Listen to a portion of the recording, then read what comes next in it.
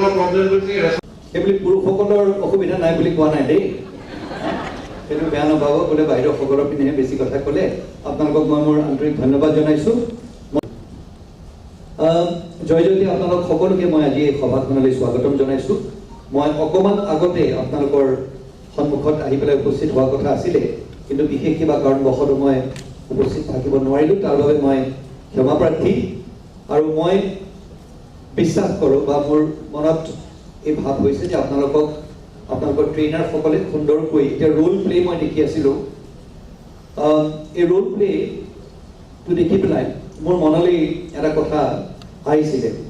আমি ধৰি লওক কি হয়, আজি যে ইয়াত একত্ৰিত হৈছোঁ, কি হয় সচৰাচৰ মনত এনেধৰণৰ এটা ভাৱ হয় যে যেতিয়া এই চিঠিখন পাওঁ, আমিও যেতিয়া চাকৰি যেতিয়া আৰম্ভণি কৰিছিলোঁ, এই চিঠিখন পোৱাৰ লগে লগে খং উঠে।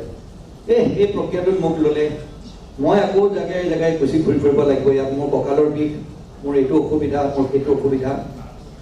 মই মানিছোঁ, আৰু সেই অসুবিধাখিনি মই কেতিয়াও নগণ্য নকৰোঁ। মোৰ বাই ভনীসকল, মোৰ ভাই ককাইসকল সকলোৰে সেইখিনি অসুবিধা থাকে। আৰু ইমানখিনি অসুবিধা অতিক্ৰম কৰিও আপোনালোকে যে অজুহাত কোনো নেদেখুৱায়।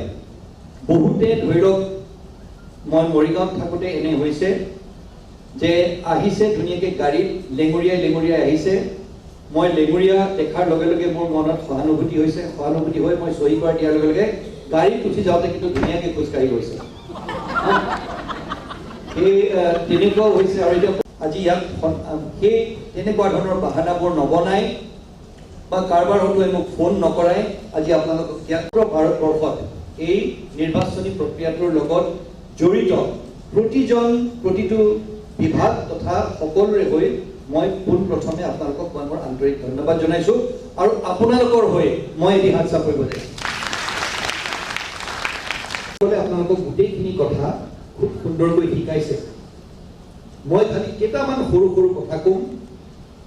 এটা আছে নহয় ইকনমিক্সত, এটা মাইক্ৰ' আৰু মাইক্ৰ' লেভেলত আপোনালোকৰ ট্ৰেইনাৰসকলে কি কৰিব লাগিব, কেনেকৈ যাব লাগিব, ঘৰত কেনেকৈ যাব লাগিব, কেনেধৰণে কি ব্যৱহাৰ কৰিব লাগিব, ক'ত কেনেধৰণে নম্বৰিং কৰিব লাগিব, দ্বিতীয়গৰাকী যদি বিবাহ হয় তেতিয়াহ'লে কি কৰিব লাগিব, গোটেইখিনি আপোনালোকে ভালকৈ শিকি লৈছে।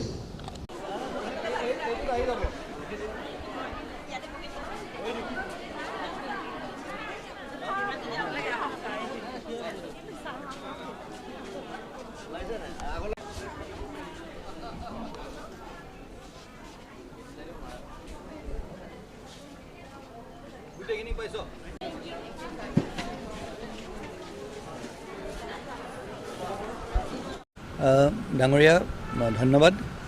আজি আমাৰ বুথ লেভেল অফিচাৰসকলৰ আমাৰ আজি প্ৰশিক্ষণ আজি পতা হৈছে, সমগ্ৰ অসমত পতা হৈছে। সমান্তৰালভাৱে আমি নগাঁৱত যোৱা 4টা দিন আমি পাতি আহিছোঁ।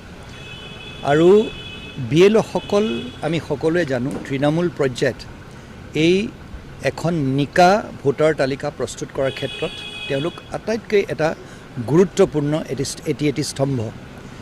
আজি তেওঁলোকে যদি ক'ৰবাত কিবা এটা ভুল কৰে তেতিয়াহ'লে কিন্তু সমগ্ৰ ভাৰতবৰ্ষত তাৰ প্ৰতিক্ৰিয়া হ'ব পাৰে। তাৰ বাবে মই তেওঁলোক সকলোকে অনুৰোধ কৰিছোঁ, নানা প্ৰত্যাহ্বান নেওচি আজি তেওঁলোকে ইয়াত উপস্থিত হৈছে। বহু এনে মহিলা আছে যাৰ সৰু সৰু কেঁচুৱা আছে, তথাপিও তেওঁলোকে আহি যি এছাম ব্যক্তিয়ে যেনেকৈ কৰে, ধৰি লওক ডাক্তৰৰ পৰা চাৰ্টিফিকেট লৈ আহি পেলাই ডিউটি নকৰে, ভুলকৈ চাৰ্টিফিকেট লৈ আহে। মোৰ অফিচলৈ আহোঁতে লেঙুৰীয়াই আহে, আৰু যেতিয়া মই বুলি কওঁ তাৰপিছত গাড়ীত গৈ পেলাই কিন্তু যেতিয়া গাড়ীত বহিবলৈ যায় তেতিয়া কিন্তু সেই লেঙুৰটো নাথাকে। তেনেকুৱাও ব্যক্তি আমি বহুত পাইছোঁ। এইসকল আমাৰ অফিচাৰে, বুথ লেভেল অফিচাৰে তেনেকুৱা কাম কৰা নাই। তাৰ বাবে তেওঁলোকক মই ধন্যবাদ জনাব বিচাৰিছোঁ। আৰু শেষত মই এষাৰ কথাই ক'ম যে নিকা এখন ভোটাৰ তালিকা প্ৰস্তুত কৰাটো আমাৰ প্ৰতিজন দায়িত্ববোধ থকা নাগৰিকৰ এটা গুৰু দায়িত্ব।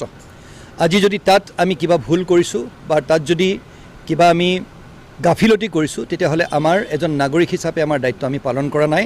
আৰু তেনে যদি কিবা কাম বা তেনেধৰণৰ কিবা আমি যদি দেখা পাওঁ তেতিয়াহ'লে বিধিগত ব্যৱস্থা আমি নিশ্চয় ল'বলৈ বাধ্য হ'ম। কিন্তু মোৰ দৃঢ় বিশ্বাস যে আমাৰ নগাঁও জিলাত তেনেকুৱা কাম নহ'ব। আৰু তেওঁলোকক ভালকৈ আমি প্ৰশিক্ষণ দিবলৈ চেষ্টা কৰিছোঁ। আৰু যিখিনি কথা তেওঁলোকক বুজোৱা হৈছে তেওঁলোকে ভালকৈ বুজি পায়, নিজৰ দায়িত্ববোধ তেওঁলোকে গ্ৰহণ কৰিছে।